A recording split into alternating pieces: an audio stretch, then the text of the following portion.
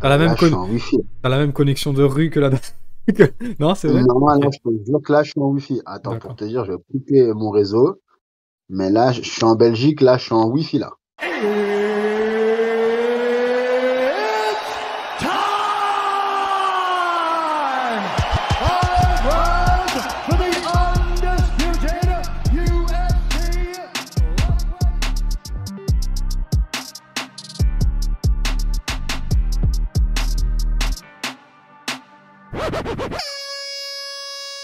Salut tout le monde, c'est Nico. Soyez les bienvenus dans MMA Club spécial Ares 9. Ares 9, Damien Lapillus contre Amin Ayoub 2, qui aura lieu le 3 novembre. Et oui, il est là juste après l'UFC 280, juste après le Bellator Milan. On va en parler aujourd'hui de l'UFC. On va aussi parler de Amin Ayoub. On va aussi parler un petit peu de Taylor Lapillus. On va parler des rumeurs. On va parler de son actualité. Je suis avec Damien Lapillus pour la deuxième fois. Hello, ça va Damien? Ouais, ça va très bien, Nico, et toi? Ça va Dans un super. premier temps, merci C'est cool. pour le temps et pour faire parler de nous, les combattants. C'est C'est cool, toujours c'est très cool. bien que des mecs comme toi qui prennent le temps. Yes, c'est cool. Ben Quand moi, on là, moi aussi, je pourrais dire ça. Merci à toi surtout de revenir dans le MMA Club. C'est cool, ça fait vraiment plaisir. Franchement, ça tue. non, il n'y a pas de souci, c'est une très bonne chose. Et bah, ça s'est très bien passé la première fois, donc du coup, Carrément. aucun problème pour une deuxième fois, quoi. C'est cool, c'est cool. Bon, comment ça va depuis cet été? Qu'est-ce que t'as fait de beau? Est-ce que t'as pris des vacances un peu? Moi, ça va très bien. J'ai pas pris beaucoup de vacances. Je me suis pas mal entraîné. Ouais. Généralement, j'aime bien prendre mes vacances après septembre. Yes. Donc voilà, en septembre, généralement, quand les choses se calment un peu. Là, bon, du coup, il n'y a pas eu de vacances puisqu'il y a la préparation d'un combat. C'est ça. Donc du coup, je vais pour prendre un petit peu de vacances après mon combat, quoi. Yes. Qu'est-ce que t'as prévu de beau? Aucune idée pour le moment. Ah ouais. Franchement, il y a pas de prévision, mais ça va se décider au dernier moment. Est-ce que ça peut éventuellement dépendre d'un certain bonus de victoire? Non, pour le coup, il n'y a pas besoin d'attendre un bonus Yes. pour aller en vacances, Ah, c'est cool. heureusement d'ailleurs. Et non, non, j'ai juste pas d'idée en fait. Je suis vraiment quelqu'un qui voit les choses au jour le jour. Et donc, je verrai à ce moment-là où est-ce que je suis. D'accord. Ah bah on est tout l'opposé l'un de l'autre, tu vois, c'est amusant. Bah, alors c'est... Et ouais, moi c'est tout l'inverse, tu vois, là je suis déjà en train de prévoir août 2023 mes vacances, laisse tomber. Ouais, non, ça là, c'est vraiment, moi, je suis vraiment pas, D'accord. ça, c'est pas Damien Lapus. Ah ouais, d'accord, ok, Donc, ok. je sais faire plein de trucs, mais gérer les vacances pour Yes. l'été 2023, si je dis un truc comme ça, je suis le roi des menteurs. D'accord, ok, Donc, ok. Je vois. Bah, c'est compliqué de refaire une complète parce que la première fois on avait déjà fait, on avait bien échangé, on avait parlé de ta vie perso, tes goûts, ta personnalité. T'avais dit des choses très inspirantes d'ailleurs. Et à ce sujet, comment va ton fils? mon fils va très bien, Yes. merci de demander comment il va. Ah, Il va c'est très cool. bien, il était un peu malade ce week-end, C'est il va vrai. avec moi, mais bien. Sinon, ça va. Il y a les gastro, il y a les grippes de la Ouais, rentrée. exactement, les changements de température, C'est le horrible. fait que tous les enfants se retrouvent, ça arrange pas les choses, mais bon, voilà quoi, on est sur Terre, donc faut vivre avec. Yes, c'est cool. C'est des belles paroles. Avant de continuer, juste, petite parenthèse, abonnez-vous. Il y a du Bellator qui arrive, de l'Insider au Boxing Squad de Nice. Ça va être vraiment cool. Des podcasts, des interviews, vous le savez. L'objectif, 500 abonnés pour Noël. Il y en a, ils vont dire, Miskin, 500 abonnés pour Noël. Eh ben, pour moi, c'est bien, c'est beaucoup. On a commencé à 0, on est à moins d'un an, on est à 350, 360, c'est très bien. Donc, abonnez-vous.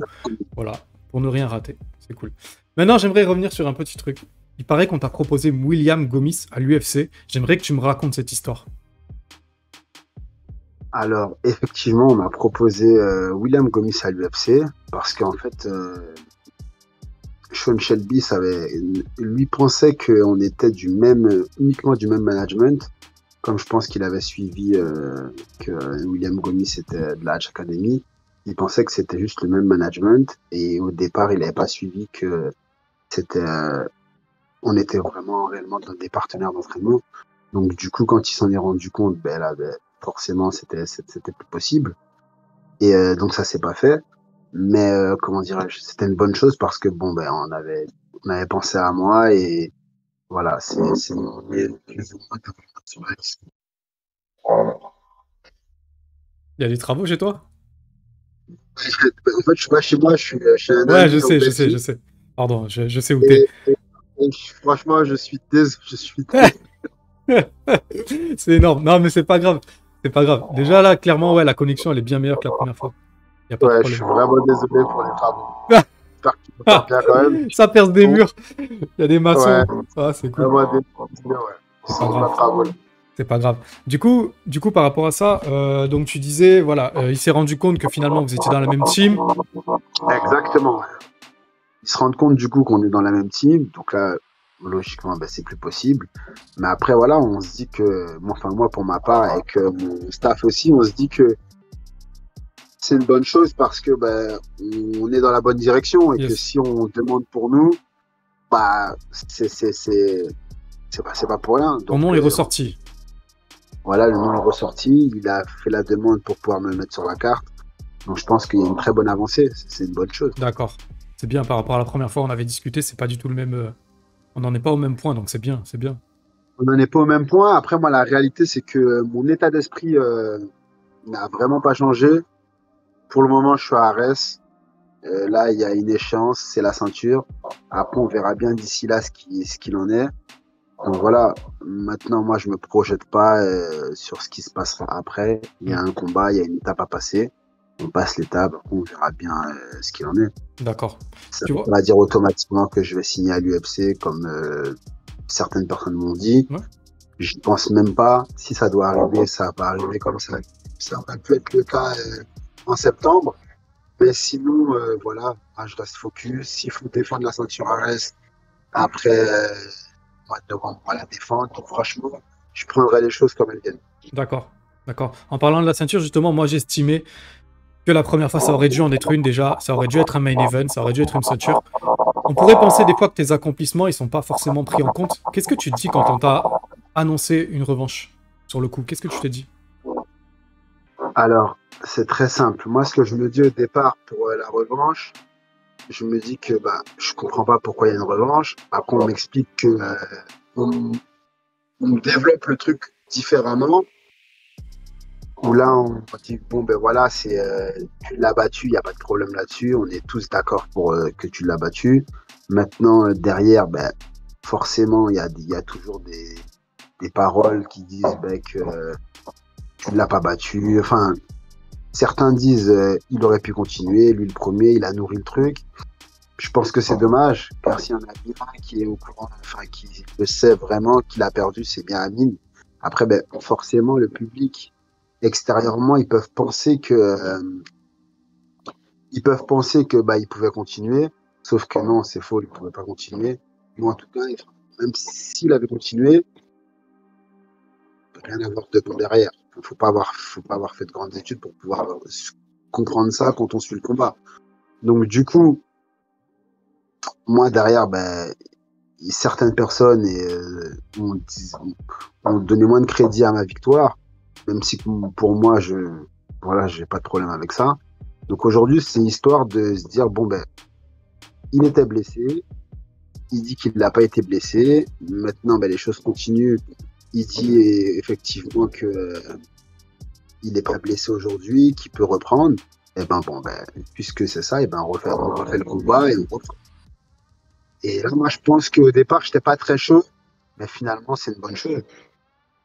D'accord. Surtout pour moi qui, en l'occurrence, euh, n'avait pas d'intérêt à reprendre ce combat-là. Je le reprends derrière. Et voilà, maintenant, moi, je me dis que, bon, de toute façon, la réalité, c'est que le travail, c'est toujours le travail, c'est la même chose. Et on va juste démontrer une fois de plus que il n'y avait pas eu d'hasard ce jour-là. Ce qui s'est passé, c'était prémédité. Et voilà.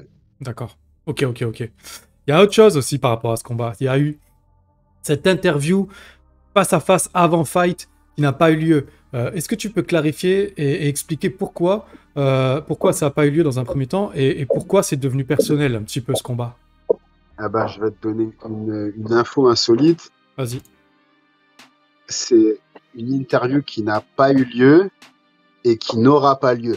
Ah, c'est D'accord. une certitude. Voilà. Même pour le prochain arrest, là, du coup, j'ai pas eu de podcast entre temps, voilà. elle va pas du tout avoir lieu. Ok. Ce qu'il y a, c'est très simple. Euh, à l'époque, enfin, à ce moment-là, du coup, il y a un compte qui sont permis de me manquer de respect à moi, à ma famille par l'intermédiaire de ce qu'ils disent à mon sujet.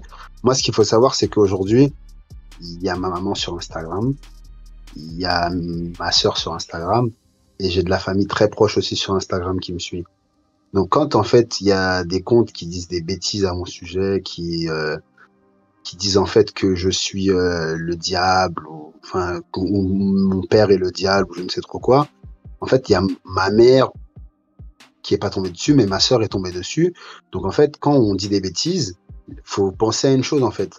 Les gens ont des familles, Bien des sûr. enfants ou ce genre de choses. Donc quand on veut manquer de respect aux gens, qui plus est gratuitement, tout uniquement parce que ben leur enfin ce que des choses que je peux faire n'est pas en accord avec leur opinion, en fait euh, personne ne peut juger en fait. Eux, ils sont pas Dieu, et à partir de ce moment-là, c'est en train de prendre une tournure différente.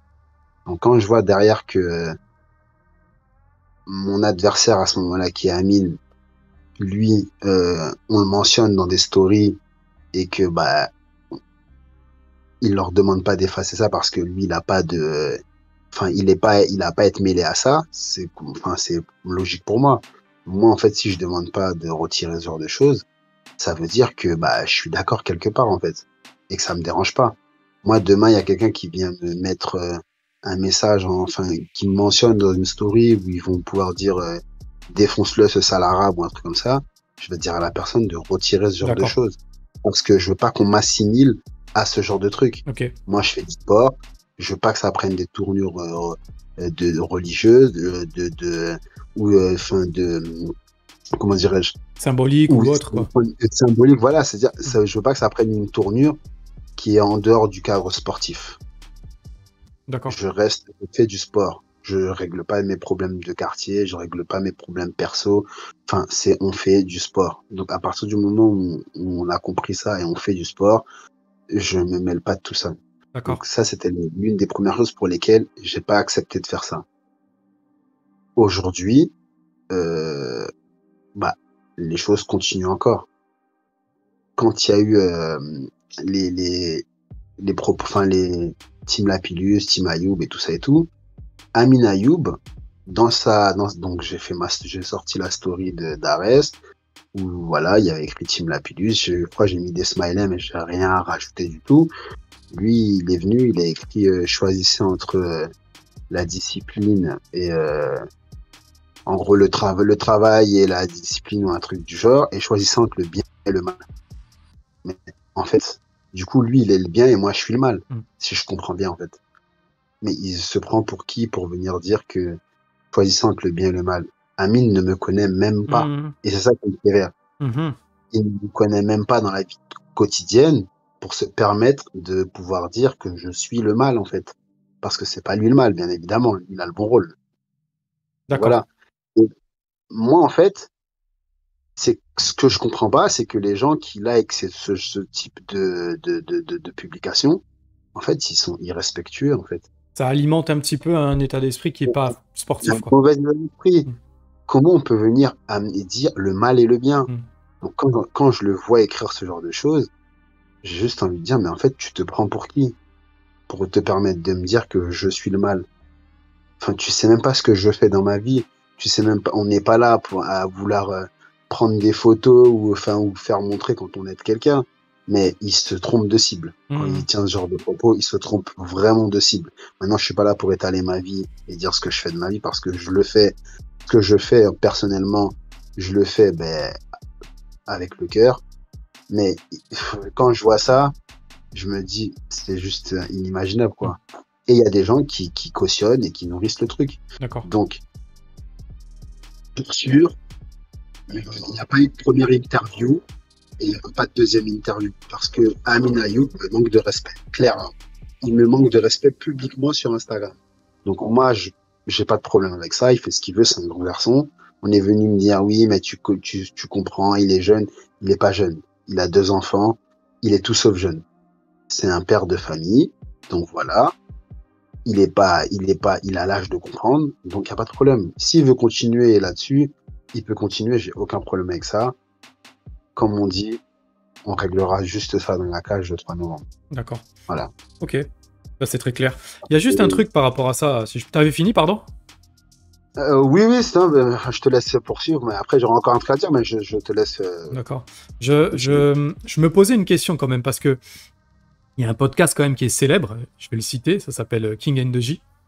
Et dans ce podcast, pardon, Fernand Lopez, j'imagine qu'il est au courant de ça, tu vois, de ce que tu es en train de dire. Il est au courant de ce que tu estimes, enfin, de ce que tu mets comme argument sur la table, tu vois, pour refuser le face-à-face, je pense. Ou du moins, Ouais. Guillaume doit être au courant. Pourquoi est-ce que tu penses qu'ils ont pris le parti de dire, bah, Amine, elle l'attendait et c'est Damien qui a refusé, et sans aller plus loin, sans vraiment le défendre? Est-ce que ça a cassé un truc avec Fernand, ou tu vois ce que je veux dire? Non, non, ça n'a rien cassé du tout. Maintenant, moi aujourd'hui, de ma position, bah, on me dit pourquoi tu ne veux pas y aller. Bah, moi, j'explique pourquoi. Après, eux, dans le fond, bah, ils sont là pour l'organisation, pour vendre le combat. Eux, je les comprends parfaitement et j'ai D'accord. pas de problème avec ça. Moi, aujourd'hui, la seule chose que je dis, c'est que il y a une organisation, on veut vendre des combats, il n'y a pas de problème. On fait un sport spectacle. Maintenant, on peut vendre de la manière qu'on veut. Par contre, faut pas manquer de respect aux gens. Et moi, en fait, si j'estime que on dépasse les limites et qu'on me respecte pas, ben moi, par contre, au même titre que eux, ils font leur travail, moi, derrière, je me fais 2 pas en arrière et je dis, bah, moi, ça me plaît pas, en fait. Ouais, c'est ta Donc façon de voilà, réagir. voilà, c'est pas parce que j'ai pas envie de, parce qu'en fait, c'est la porte ouverte, tout simplement. On se fait mais faut quand même comprendre que, sauf erreur de ma part, on m'a jamais vu insulter quelqu'un sur Mhm. Instagram. Et aujourd'hui, c'est la porte ouverte. Les gens se permettent de dire, de faire tout et n'importe quoi. Et en fait, mais enfin, on dirait, c'est des enfants cachés derrière un clavier. Bah Il y ouais. a, il y a quelques jours, on m'envoie une capture d'écran de Twitter où il y a visiblement quelqu'un qui est en train de danser dans un métro et il y a écrit Damien, arrête de danser dans le métro, t'as un combat dans moins d'1 mois. Mais en fait, et tout simplement parce que la personne donc dit, en fait, comme il est noir, et ben vous l'apparentez à Damien parce qu'il est en train de danser dans un métro. Mais en Mm. fait, on va où? Mm. Donc voilà pourquoi moi, je veux juste verrouiller en disant stop. Tu rentres Quand on pas me dans manque ça. de respect, quand on me manque de respect, je prends pas de parti, Mm. j'insulte pas les gens, je deviens pas fou sur Instagram, je me mets à insulter tout le monde. Non. Par contre, je veux qu'on me respecte. Et je veux qu'on me respecte, ça passe par ça. Mm. Moi, je donne pas de crédit à quelqu'un qui me manque de respect. Je veux pas voir la tête de quelqu'un dans mon fil d'actualité Instagram qui me manque de respect. Je suis pas d'accord avec ça, en fait. Mm. Donc maintenant, après, eux, ils font leur business, ça, j'entends parfaitement ce qu'ils disent. Mais moi aussi, de toute façon, c'est simple, personne ne peut me forcer à faire Oui, oui, oui. à faire de choses. Donc déjà, donc, enfin, la question, elle est vite répondue, quoi. Comme on dit. Voilà. Donc, moi, je marche pas là-dedans. Pour ces raisons-là. J'ai pas de problème avec, enfin, j'avais pas de problème avec Amine jusque-là, mais Au dé- visiblement, lui, il veut en avoir avec moi, il n'y a pas de problème. De toute façon, il peut avoir le problème qu'il veut avec moi, on va juste régler ça dans la cage. Ouais, C'est tout. Ça, d'accord. moi, c'était comme ça la première fois, et ce sera comme ça, ben, le 3 novembre. Il peut parler, il peut continuer à me manquer de respect. Il est passé euh, à After Fight. Il a dit que visiblement, il avait une animosité contre moi parce que le jour du combat, quand je suis sorti de la cage pour crier, j'ai été vers son public, qui, soit dit en passant, m'avait insulté ma mère et m'avait insulté quand j'étais en train de faire mon entrée. Donc, voilà la raison pour laquelle j'ai été crié devant son public. Il a dit qu'il y avait sa femme et que j'ai crié devant sa femme qui était en pleurs. Alors, sauf erreur de ma part, si c'est moi, si c'est ma femme à moi et pas la femme d'Amine et que c'est moi qui l'ai installée à cette place-là, que je savais qu'elle était assise là, enfin, je vois pas comment en fait, donc je viens de finir mon combat, je suis dans l'euphorie du combat je viens crier sur son public, et donc lui, il dit que j'ai crié devant sa femme volontairement. Mais est-ce qu'il se rend compte de la bêtise qu'il est en train de dire? Il n'y a rien de calculé, en vrai, Comment, c'est ça.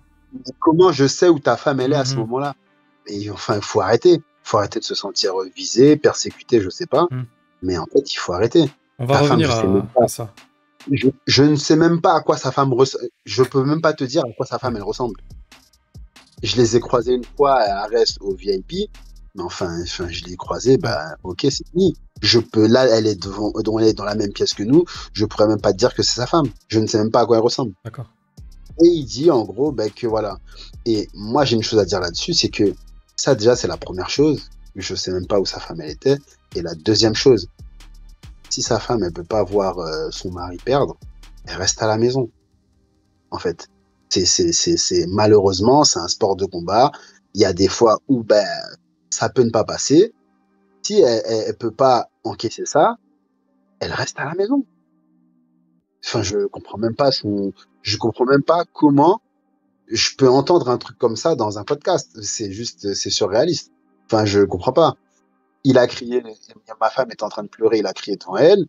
Et ça, mais en fait, si elle sait que c'est trop dur pour elle de voir son mari comme ça, elle reste à la maison. En fait, c'est pas parce que madame, elle vient que forcément, là, c'est la bonne, on va gagner. Ça se passe pas comme ça, Ouais. malheureusement.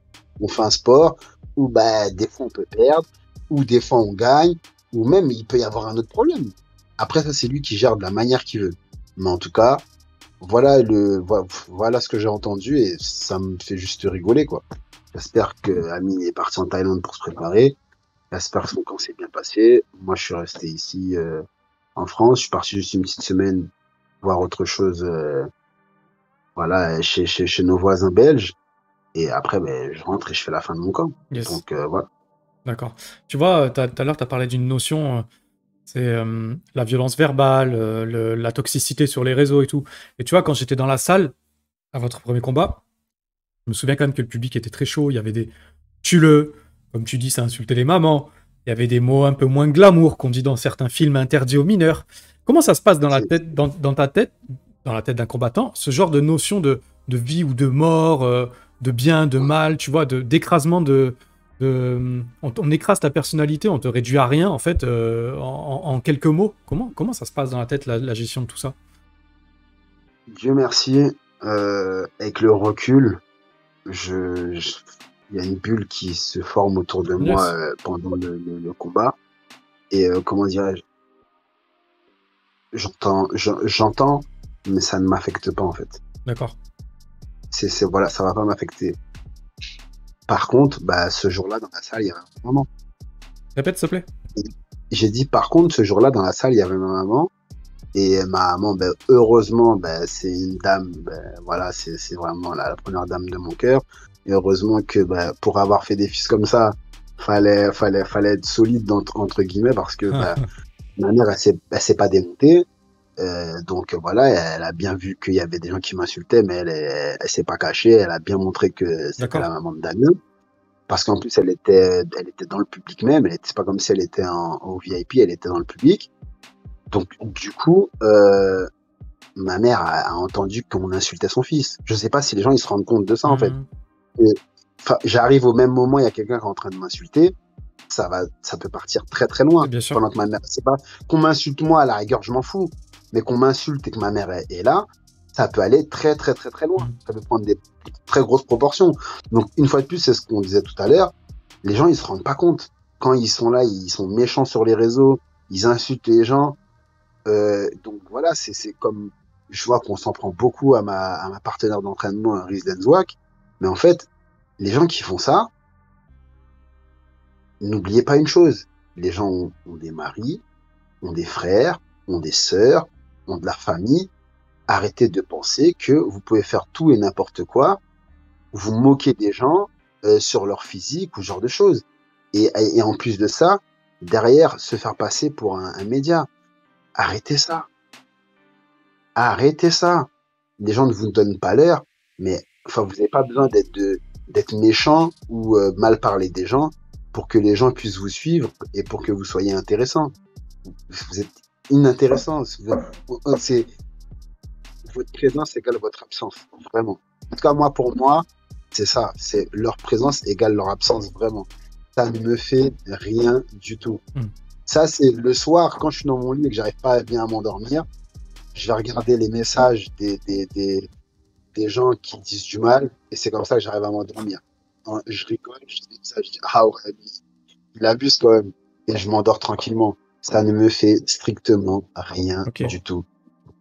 Voilà. Le matin, je me lève, ma vie avance, je vais m'entraîner, je suis de bonne humeur, tout va très bien dans ma vie. Le soir, j'ai même pas de temps. Voilà, j'ai le temps de poster la qualité de mon travail. J'ai pas le temps de m'amuser sur Instagram et tout. Je suis fatigué. J'ai pas le temps de faire ça. Ok. Et dédicace à Rizlen d'ailleurs. On lui passe le bonjour. Voilà, il y a Ruben, il y a Boulox qui Hmm. sont partis souvent. Mais malheureusement, c'est des gens que j'aime beaucoup et ça me fait mal de voir ça. Et surtout que les gens aient cette, comment dirais-je, ce truc de suivre les gens qui parlent mal en disant oui, mais on les suit, c'est rien, en se disant juste que, ben, en fait, s'ils le font avec vous, ils le font avec tout le monde. C'est juste que votre tour n'est pas encore arrivé. Il faut vraiment le prendre comme ça. Hmm. Ces gens-là, pas de face. Ces gens-là, en fait, ils sautent d'une branche à une autre, en fait. C'est aujourd'hui, ils se moquent d'une personne, demain, et en plus, ils surfent sur le malheur des gens, les physiques des gens, mais en fait, mais personne n'est parfait sur Terre.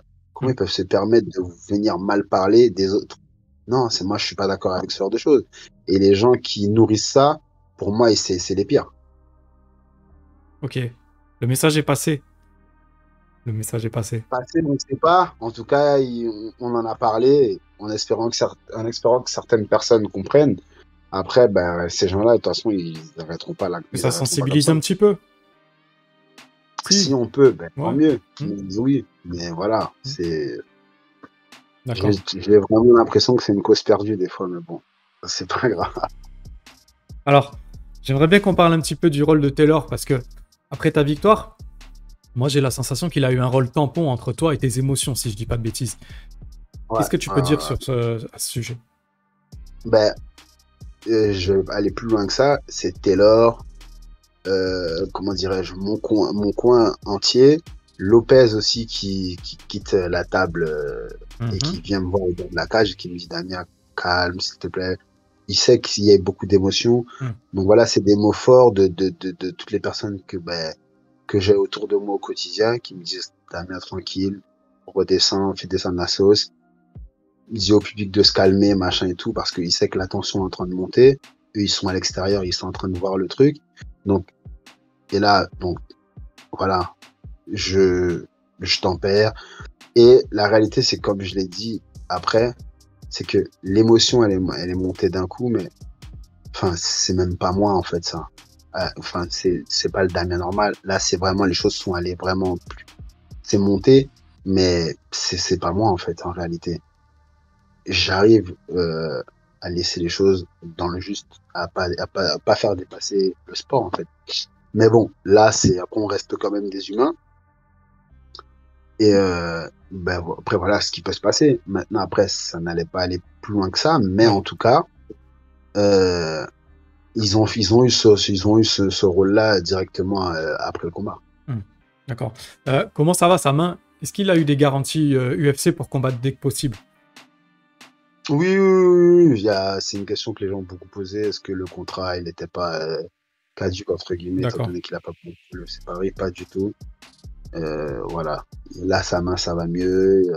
En train de voir pour pouvoir le booker rapidement. Yes. Donc, enfin, qu'il puisse être booké le plus rapidement Hmm. possible et qu'il puisse combattre. Lui, idéalement, il aimerait bien fin d'année, décembre. Yes. Après, on va voir si c'est possible ou pas. D'accord. Mais lui, c'est ce qu'il aimerait idéalement. Et donc ça pousse là pour décembre parce qu'il y a Fares aussi qui veut recombattre en décembre. Et, si ton frère il retourne au charbon en décembre, ça serait cool. Ouais. Je crois pas, ça fait pas tôt au décembre par rapport à sa main. J'ai la sensation que 6 mois là, Euh, c'était quand déjà? parce que c'était une fracture, mais l'os s'est pas déplacé. Yes, ok. Donc, ouais, donc c'était vraiment une fracture, mais l'os s'est pas déplacé. Si l'os s'était déplacé, bah là, du coup, je pense que c'était trop tôt. Mais voilà quoi. Là, il a déjà repris les sparring. Bien évidemment, il a la main bien bandée, mais il a déjà repris les sparring D'accord. et ça se passe bien. D'accord, c'est cool, c'est cool. Il est toujours le bienvenu dans MMA Club. On avait failli se parler et en plus, on avait rendez-vous le jour même où il avait annoncé sa participation à l'UFC. Je pense qu'il a été débordé. Il m'a zappé Ouais. depuis, il me voit plus nulle part. Si tu Non, non, non, non, non, non, passe-lui non, le non, non, non. message, il est le bienvenu dans MMA Club. Si, t'inquiète pas. Ouais. Passe-lui le Avec message, grand. il est le bienvenu dans MMA Club. Et je lui souhaite, voilà, je lui souhaite une bonne guérison, une bonne fin de guérison en tout cas, et beaucoup Ouais. de succès, de plaisir comme d'hab. Je voudrais avant on a bientôt terminé, qu'on passe vite fait. J'ai vu Asia, elle a annoncé son combat là. Enfin, Ares a annoncé le combat d'Asia. Donc tu m'avais dit, hein, t'es pas son head coach, t'avais clarifié la chose la dernière fois, mais on voit que tu continues à l'entraîner fort. Donc voilà, là, elle va affronter apparemment en main card la Turinoise Fabiola Pidroni. Elle a 26 ans, elle a 4 victoires, elle est sur 0 défaite. Ouais. Elle Elle devait, a une combattante très solide. ouais. Bah, elle devait combattre à Ares 6 hein, contre la Biélorusse Karina Chaplinskaya. Et voilà, moi, ce qui m'a interpellé, comme tu dis, c'est que la madame, elle est dans un pic de forme physique assez incroyable. Elle est bien musclée, elle est complète. La dernière fois, on en avait parlé du step-up pour Asia. Tu avais des mots un petit peu tempérés. Là, j'ai l'impression que là, il y a une marche avant. Là. Il y a une marche avant, effectivement, on aurait bien aimé la faire combattre avant, mais ça n'a Ouais. pas été le cas. Fabiola Pedroni est une très très bonne combattante, solide, avec de l'expérience. Maintenant, je pense quand même que j'étais présent à son dernier combat contre. Ouais, c'était en France, je crois. Si, voilà, c'était au FFA Challenge. Mm. J'étais présent lors de son dernier combat. Elle est solide, mais voilà, on n'en voit pas Asia au charbon. Hein. Si on pense qu'elle peut gagner. Après, bien évidemment, c'est jamais une chance exacte. Mais ça reste un sport de combat. Mais en tout cas, voilà. Avec tout le staff du MMA Factory, on est en train de la préparer au mieux pour ce combat, pour qu'elle puisse se performer au mieux. Et voilà, mais en tout cas, c'est qu'on sent qu'elle est capable de le faire. D'accord. On sent qu'elle est capable de le faire. Et aujourd'hui, ben, prendre une combattante avec ce niveau-là, ben, ça sera une très bonne expérience pour elle. Gagner ou perdu. Maintenant, on va bien que ce soit gagné, bien évidemment. Mais en tout cas, on pense qu'elle peut le faire. Il faut bien préparer le combat, faut être sérieux. Et de plus, on a vraiment l'impression que quand il faut travailler sérieusement, ben on a une autre Asia et pas si on lui dit qu'on va lui donner un petit combat. On a plutôt l'impression qu'elle va le prendre un peu à la légère. Donc D'accord. là, c'est là en fait, elle sait que si elle s'entraîne pas sérieusement, ça va être dur pour elle. D'accord. Donc Dédicace à voilà. elle. Dédicace à elle. Voilà. J'espère que ça va le faire. On est avec elle. J'ai une petite parenthèse avant de se quitter. Damien, j'aimerais bien que tu me donnes tes pronos pour l'UFC 280. Commence par Oliveira contre Makhachev, s'il te plaît. Oliveira Makhachev, je pense que Oliveira va gagner. Je m'explique. Ah, explique-toi. Makhachev, très très bon combattant, mais on l'a pas encore vu. On l'a pas encore vu. Ça on peut pas l'avoir vu. Hein. Mais je pense qu'avec un Oliveira sur le dos, déjà debout, c'est solide. Il prend les coups. Même s'il tombe, il revient. Il arrive toujours à revenir. Et en fait, le Oliveira sur ses 3 derniers combats, le mec il voit la mort, mais il est encore là. Contre des tueurs à gages, le top 5, hein, bien évidemment, les tueurs à gages du top 5, et il est encore là. Donc, bien évidemment, je dis pas que Makhachev est moins bon que ces gars-là, mais voilà, en tout cas, ils sont dans le top 5, et c'est la crème de la crème des 70 kilos. Donc, moi, en fait, c'est que même si il emmène Oliveira au sol, parce que je pense que Oliveira sait qu'il va aller au sol dans ce combat, c'est que le niveau de sol d'Oliveira est tellement élevé que forcément, pour moi, il doit préparer quelque chose pour ça, pour vraiment l'embêter là-dessus. Surtout que c'est une ceinture noire qui est extrêmement fort. Au sol, il n'y a pas de grande surprise là-dessus. Donc, voilà, pas de beaucoup, mais je dirais bien 60-40 pour Oliveira. D'accord. Tu vois, moi, je me demandais si le plan de Makhachev, ça allait pas être de boxer propre et d'endormir un peu la fougue et l'imprévisibilité d'Oliveira, tu vois. Ça, boxer longtemps avec Oliveira, c'est dangereux. Mm. Les trois mecs, donc Gaethje, Poirier et Chandler, il les a tous touchés, Mm. clairement. Donc, il a un truc. Il tape fort. Même si qu'il les a finalisés, avant de les finaliser, il les a bien touchés. Ouais. Donc, il tape fort. Il a fini Chandler et Gaethje et Poirier. Quand il les a terminés, il les a touchés avant. Donc, il tape. Moi, par rapport à ce que tu dis, la seule chose qui me... Parce que ce que je mets sur la table, c'est le fait que Makhachev, c'est la personne qui se fait le moins toucher en striking à l'UFC. C'est le numéro 1, toute catégorie confondue, des mecs qui se font le moins toucher. Alors que Poirier, à la limite, ça va, mais Gaethje et Chandler, clairement, c'est pas des sacs de frappe, mais on est d'accord, ils prennent un knockdown au minimum par combat, quoi. Ils encaissent grave, tu vois. Là, le Makhachev, il propose... Moi, perso, je vois Oliveira, tu vois, mais c'est même pas sur la lutte et le grappling et tout que j'ai peur. C'est sur la façon dont Makhachev ne prend pas de coups. Et j'ai peur qu'il cherche à boxer propre tout en évitant, tu vois, vraiment trop propre, tu vois. C'est ça qui me...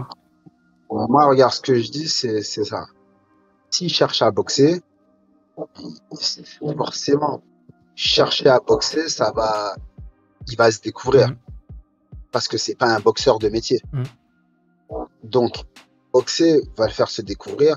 Et enfin, tous les box, même si on a un niveau élite en boxe, on prend quand même un coup ou deux. Ça, c'est une certitude. Le coup de trop. Voilà. Donc, j'ai pas envie qu'on puisse voir sa capacité à prendre des coups contre Oliveira, si elle est bonne ou mauvaise. Mais une chose est sûre, c'est que moi, tester la boxe pendant longtemps, voilà, ça c'est l'endormir, mais l'endormir combien de temps? D'accord. Moi, c'est ça que, tu vois. Parce que plus on perd du temps sur le fait de l'endormir en boxe, et plus ça devient dangereux. Parce que, comme on l'a dit, Oliveira les a tous touchés. Et il les a bien touchés. Donc, à partir du moment où on sait que Oliveira, quand il cogne, il fait mal, il faut faire attention à ça. D'accord. Donc, tu vois quand même une prise de risque de Makhachev, mais un finish d'Oliveira. Ouais, voilà. Après, comme je dis pas de beaucoup, pour le coup, là, c'est vraiment 60-40. Mais voilà. Après, Makhachev, très, très, très dangereux. Comme on le sait, une lutte. C'est phénoménal. Bon niveau, voilà. Après, au sol, il y a un très bon sol. Après, une fois de plus, il a un sol offensif. On ne sait pas comment il est sur le dos, comment il réagit. On ne sait pas si Oliveira le sweep, comment il va réagir en étant sur le dos. Il y a des facteurs qu'on n'a pas encore vus de lui. Ouais, c'est vrai. Comme à l'époque avec Chimaev, un peu. Exactement. Donc, voilà. D'accord. Est-ce que tu as un petit mot, allez, avant de te quitter, est-ce que tu as un petit mot pour Manon Fiorot contre Kathleen Choukayan? Un petit mot pour Manon. Qu'est-ce que t'en penses? Manon, c'est une tueuse. Hein. Franchement, c'est une tueuse. Et je souhaite, et je suis vraiment convaincu qu'elle va gagner ce combat-là. Vraiment. C'est une bosseuse. Ah ouais. C'est effrayant comment elle bosse. Elle s'arrête jamais. Et comme je l'ai dit tout à l'heure, la clé, c'est le travail. Voilà. Ça reprend ce que j'ai dit. C'est une bosseuse. Et le travail, ça bat tout, en fait. Et quand on voit des filles comme Manon, c'est pas du talent, c'est que du travail, c'est de l'acharnement. Voilà. Elle n'est pas arrivée, elle avait déjà des facilités, non. Tout ce qu'elle a aujourd'hui, elle l'a obtenu avec le travail. L'acharnement, le travail. Et ça, c'est un énorme respect parce que aujourd'hui, j'ai un camp, je me prépare. Et je pense que les gens ne comprennent pas, en fait, surtout quand on le disait, il y a d'autres personnes qui viennent nous manquer de respect, ils comprennent pas tout le travail qu'il y a derrière, en fait. On rentre pas juste dans la cage pour aller travailler, non. À des moments où on a envie de coucher, on a envie d'être couché, se reposer, on sait qu'on doit y aller, on est fatigué, mais c'est reparti, c'est pas grave. Il y a encore entraînement aujourd'hui, ça, c'est difficile. Et les gens, en fait, ils voient que le moment où on est dans la cage, ou le moment où peut-être ça va pas bien se passer, alors que tous ces moments où on travaille dur sont très, très, très, très, très importants.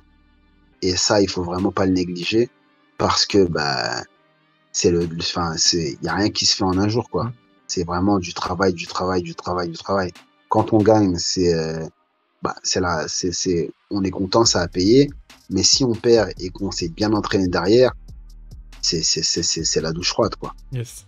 Donc, voilà pourquoi faut respecter ça. En Yeah. tout cas, une force à Manon, Yes. beaucoup de bonnes choses pour elle.